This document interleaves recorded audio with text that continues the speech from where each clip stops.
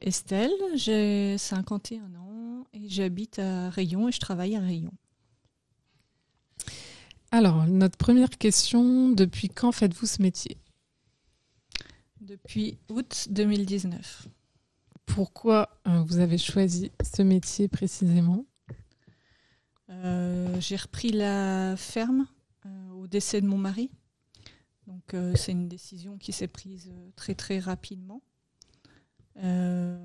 C'était un métier qui avait du sens pour lui. Il faisait ça depuis toujours par passion. Il a monté son troupeau, il avait des terres en bio, il était passionné par ce qu'il faisait et ça ne pouvait pas s'arrêter comme ça. Donc, du coup, est-ce que vous diriez pour le coup ce métier passion pour votre mari, est-ce qu'il l'est pour vous ? Est-ce qu'il l'est devenu d'une certaine façon ? Alors, je l'ai découvert en fait. C'était une grande surprise parce que je ne savais pas dans quoi je me lançais au départ. Et j'adore être dans les bêtes, j'adore faire ça.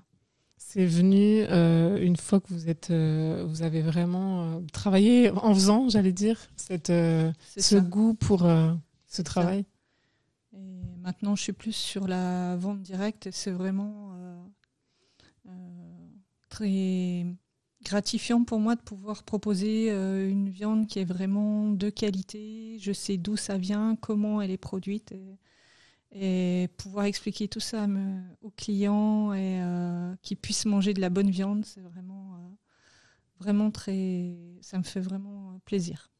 C'est devenu peut-être une nouvelle philosophie pour vous, même dans la manière qu'on a de consommer ou de manger, même pour vous personnellement, du coup, à force de découvrir cette chaîne. C'est pas devenu, ça l'était. Okay. Ça l'était. Hein. Je me rappelle de mon fils qui s'inquiétait qu'il n'y ait plus tous les produits bio qui arrivent à la maison que mon mari vendait quand il est décédé, savoir qu'est-ce qu'on allait pouvoir manger maintenant, comment on allait s'organiser. Du coup, votre parcours découle pas d'une formation, j'allais dire, d'études pour se faire ce métier-là. Comment s'est fait cet apprentissage, du coup, sur le terrain. Sur le terrain, au fur et à mesure, à vitesse grand V, et puis avec tout le réseau des amis de mon mari que j'ai contacté énormément au début. Du réseau du métier, de gens qui faisaient cette profession, mais vous étiez toute seule à... Tout à fait. Ok. Qu'est-ce que vous pouvez nous dire sur la manière dont vous organisez vos journées ? Là, vous parlez aussi de la chaîne de vente. Comment vous avez aussi réussi à mettre en place une organisation, étant toute seule au début ? Prenant la suite de quelqu'un, comment vous avez organisé votre temps en termes de journée, de semaine, sans aide au début, j'imagine. Alors, oui. De l'aide, j'en ai eu depuis le départ. J'ai été la chercher, à droite, à gauche. J'ai rien de bien carré dans ma manière de fonctionner. Ça fait 5 ans que ça évolue au fil des années, quoi.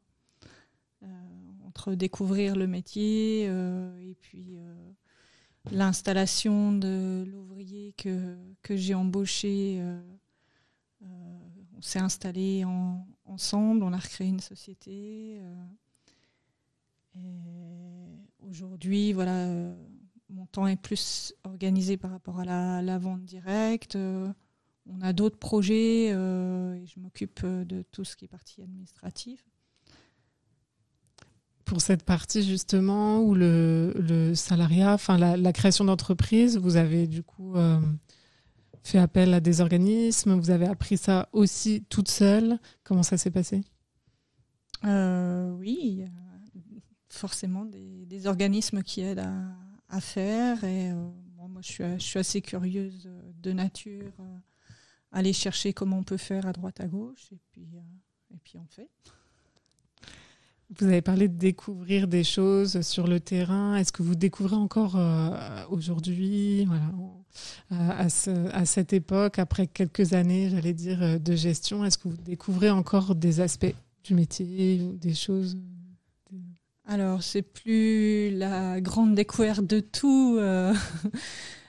J'en suis plus là où j'en étais au départ, effectivement.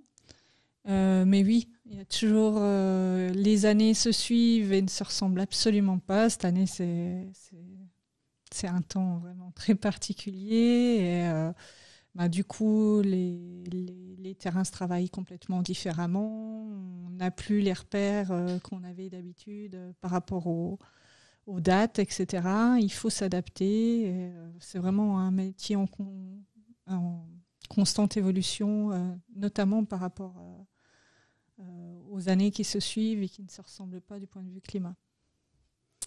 À quelqu'un qui débuterait du coup dans le métier, qui serait une jeune agricultrice, qu'est-ce que vous conseillerez? Et déjà peut-être, est-ce que vous conseillerez ce métier, j'allais dire, est-ce que vous le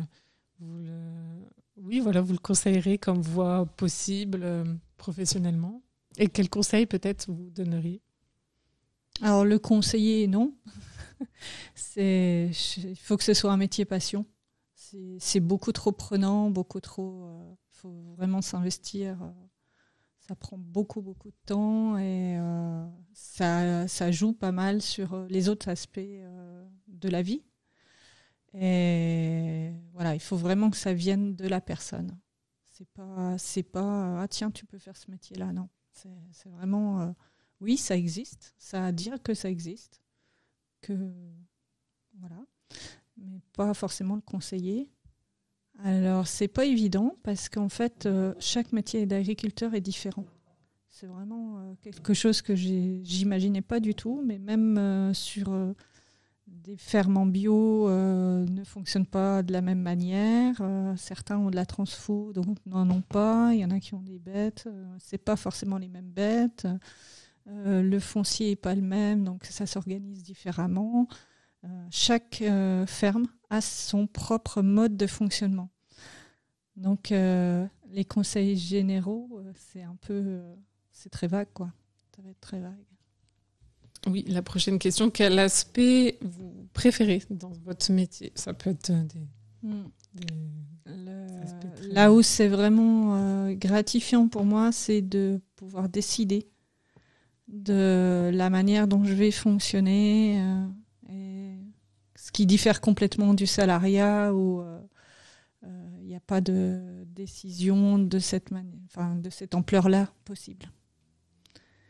Être libre de faire des choix qui me tiennent à cœur. C'est aussi de la collaboration. On en discute beaucoup avec Fabien. Donc,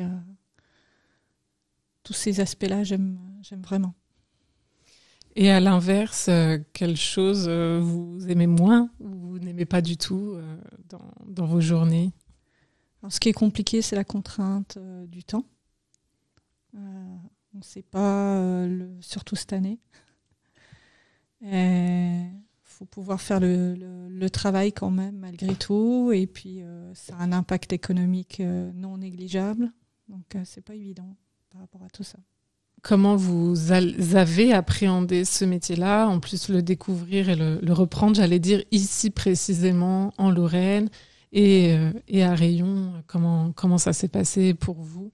Et quel rapport aujourd'hui peut-être avec cette commune ou même cette région? Quel est votre rapport avec votre travail et ce territoire? Alors effectivement, l'agriculteur participe à l'aménagement du territoire. Et donc le fait d'avoir de la polyculture élevage, c'est-à-dire à la fois des animaux et à la fois des céréales, c'est très adapté à l'endroit, à la région, hein. On n'a pas des grandes cultures ici, on a un petit peu un relief accidenté, donc le fait de pouvoir mettre des bêtes, ça permet justement d'entretenir des parties du territoire qui ne peuvent pas être cultivées. Donc c'est essentiel par rapport au relief, ce type. Et ce type de fonctionnement permet d'être aussi relativement autonome et résilient du coup. Donc c'est très intéressant. Les champs permettent de produire de la paille. La paille va servir de litière pour les bêtes. Les bêtes vont produire du fumier. Le fumier va nourrir les champs. Il n'y a pas besoin d'acheter des engrais, etc. Ça peut fonctionner en autonomie. C'est à condition d'avoir suffisamment de paille par rapport au nombre d'animaux, etc. Donc c'est jamais mathématiquement aussi simple. Mais l'idée, elle est là et ça, je trouve ça très chouette.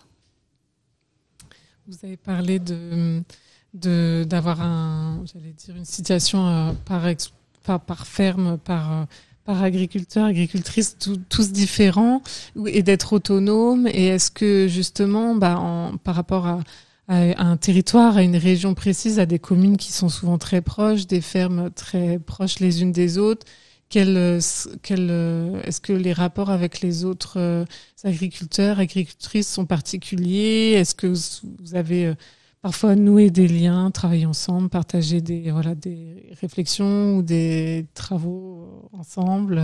Qu'est-ce que vous pouvez nous dire peut-être là-dessus? Alors, pour Rayon proprement dit, il y a d'autres fermes, dont un GAEC en bio. Et la collaboration est maintenant très très étroite et avec d'autres agriculteurs bio du coin, c'est